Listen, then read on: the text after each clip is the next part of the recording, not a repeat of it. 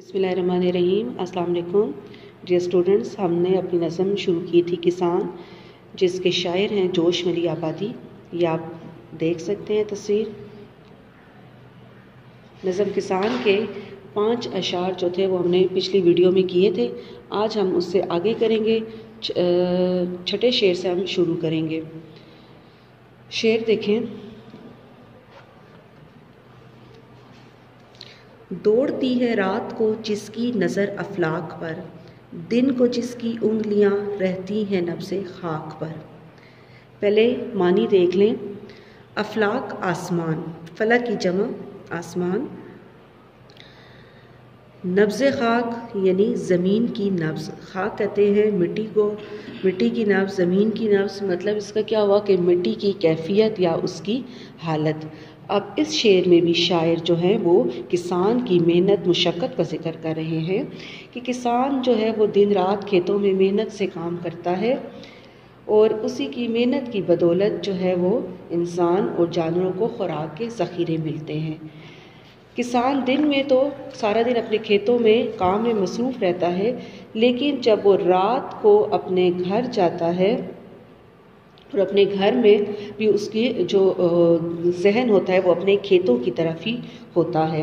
रात के वक्त भी वो अपने सहन में लेटा हुआ अपने फसलों के बारे में, अपने खेतों के बारे में ही सोच रहा होता है। उसकी नज़रें बार बार आसमान की तरफ जा रही होती हैं और आसमान को बार बार देखने के 2 असबाब होते हैं। एक तो ये कि वो अल्लाह ताला से ये दुआ कर रहा होता है कि उसकी मेहनत ज़ाया ना हो, और दूसरा ये है कि वो ये चाहता है कि बारिश हो जाए ताकि उसकी जो फसलें हैं उनको मुनासिब पानी मिल जाए। दिन में वो तमाम वक्त जो है अपने खेतों में मसरूफ़ अमल रहता है। वो मिट्टी को हाथ लगाकर उसकी ज़रख़ेज़ी को समझ जाता है, उसकी कैफियत के बारे में वो आगाह हो जाता है कि इस मिट्टी में कौन सी फसल उगानी है, इसको कितना पानी देना है।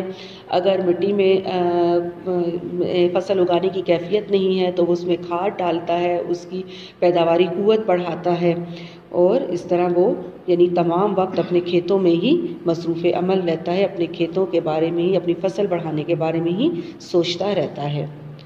अगला शेर देखिए।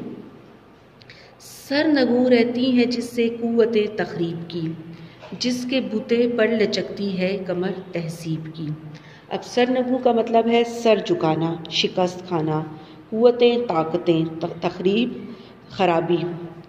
बूते, बूते का मतलब है बल या ताकत। लचकती, लचकती का मतलब है हरकत पाना, हरकत देना। तहजीब, तहजीब माशरा। अब यहाँ पर भी शायर जो है उन्होंने किसान की ही मेहनत का जिक्र किया हुआ है कि किसान जो है वो मेहनत से नहीं डरता, क्योंकि वो जानता है कि मेहनत में असमत है, इसलिए वो हर किस्म की तख़रीबी क़ुव्वतों को शिकस्त दे देता है।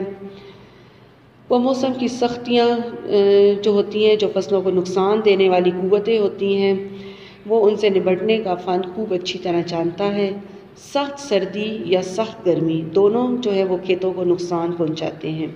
इसके अलावा बारिश का जो तेज़ पानी होता है वो ज़रख़ेज़ मिट्टी को बहा कर ले जाता है। ये सब जितनी भी तक़रीबी क़ुव्वतें हैं, किसान इन क़ुव्वतों को अपने खेतों के हक़ में सूदमंद बना लेता है और इनसे वो फ़ायदा उठाता है और तक़रीब की क़ुव्वतों को सर उठाने का इस तरह मौका नहीं मिलता। मसलन वो बारिशों के पानी से अपने ज़रख़ेज़ मिट्टी को बचाने के लिए वो खेतों के किनारों पर ऐसे दरख्त या पौधे लगा देता है जिनकी जड़ें जो है वो बारिश के पानी को ज़रख़ेज़ मिट्टी बहा ले जाने से रोकती हैं। उसकी इसी अच्छी मनसूबाबंदी के सबब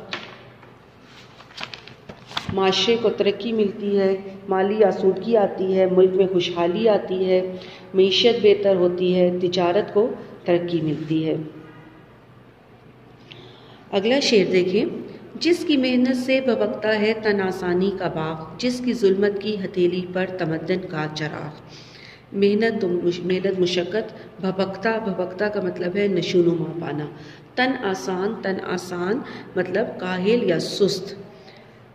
जुल्मत, जुल्मत अंधेरा। तमद्दन माशरा। चराग दिया, रोशनी का दिया जैसे होता है। अब यहाँ पर शायर कहते हैं کہ کسان کی محنت کی وجہ سے اس دنیا کے باغ میں رونق اور چہل پہل ہے، یعنی انہوں نے اس دنیا کو ایک باغ سے تشبیہ دی ہے کہ دنیا کا باغ میں جتنی بھی خوبصورتی ہے، رونق ہے، وہ کسان نے ہی بخشی ہے۔ کسان دن رات کھیتوں میں کام کرتا ہے تو فصلیں اچھی ہوتی ہیں، ملک میں خوراک کی کمی نہیں ہوتی، اور اسی کی محنت کی بدولت کاہل اور بیکار لوگوں کا باغ یعنی ان کی زندگی خوشحال ہوتی ہے۔ جاگیردار اور وڈیرے جو اپنے گھروں میں، اپنی حویلیوں میں بیکار بیٹھے عیش و عشرت کی زندگی گزارتے ہیں، تو یہ سب کسان کی محنت کی وجہ سے ہے کہ کسان خود تو غربت میں یعنی اندھیروں میں زندگی گزارتا ہے، مگر وہ جو ہے وہ تمدن کا چراغ ہے، یعنی معاشرے کی ترقی جو ہے، روشنی جو ہے وہ اسی کے دم سے ہے، اسی کی وجہ سے معاشی ترقی حاصل ہوتی ہے اور معاشرہ ترقی کی راہ پر گامزن ہوتا ہے۔ اگلا شعر دیکھیں، دھوپ کے جھلسے ہوئے رخ پر مشقت کے نشان، کھیت سے پھیرے ہوئے منہ گھر کی جانب ہے رواں۔ جھلسے ہوئے، جلے ہوئے، رخ چہرہ، مشقت محنت۔ کھیت سے پھیرے ہوئے منہ یعنی کھیت سے منہ پھیر کر اس کی طرف کمر کر کر گھر کی جانب طرف اور روانہ ہونا۔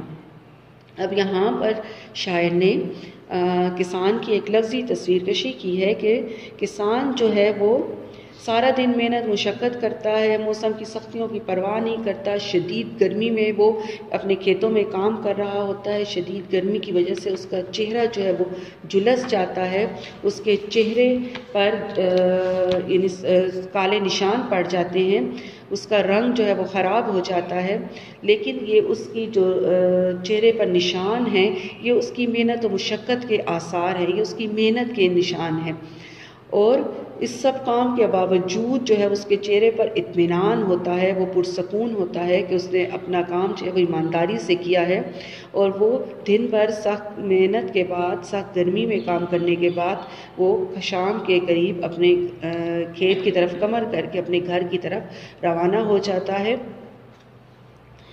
اگلا شعر دیکھیں، ٹوکرا سر پر بغل میں پھاوڑا تیوری پہ بل، سامنے بیلوں کی جوڑی دوش پر مضبوط ہل۔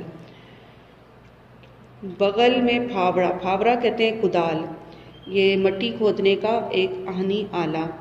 تیوری ماتھا، بل نشان، جوڑی یعنی جو اس کے دو بیل ہوتے ہیں اس کو جوڑی کہا گیا ہے، اور دوش کندھا۔ اب یہاں پر کسان کا بارے میں بتایا ہے کہ کسان کے جو اوزار ہوتے ہیں، جو اس کے آلات ہوتے ہیں جن کی مدد سے وہ کھیتوں میں کام کرتا ہے، کہ کسان جو ہے وہ سخت محنت کے بعد جب اپنے گھر کی طرف روانہ ہوتا ہے، جب اپنے کھیت سے گھر کا رخ کرتا ہے تو اس نے سر پر ایک بڑا سا ٹوکرا اٹھایا ہوتا ہے جس میں کچھ پھل یا سبزیاں ہوتی ہیں جو اس کے دن بھر کی محنت کا نتیجہ ہوتی ہیں۔ اس کے علاوہ اس نے بغل میں ایک کدال اٹھائی ہوتی ہے جس کی مدد سے وہ مٹی کھودتا ہے اور کھیتوں میں کام کرتا ہے۔ اس کے ماتھے پر جو ہوتے ہیں وہ محنت کے بل ہوتے ہیں، یعنی تھکاوٹ کے نشان نظر آتے ہیں، لیکن یہ تھکاوٹ کے نشان اس کی محنت و مشقت کی گواہی دے رہے ہوتے ہیں کہ اس نے دن بھر کھیتوں میں کام کیا ہے۔ اس کے آگے آگے اس کے بیلوں کی جوڑی ہوتی ہے جس کی مدد سے وہ کھیتوں میں ہل چلاتا ہے اور زمین کو نرم کرتا ہے، اور کندھوں پر اس نے مضبوط رسی اٹھائی ہوتی ہے، ہل اٹھایا ہوتا ہے، اور وہ اپنے گھر کی طرف جا رہا ہوتا ہے۔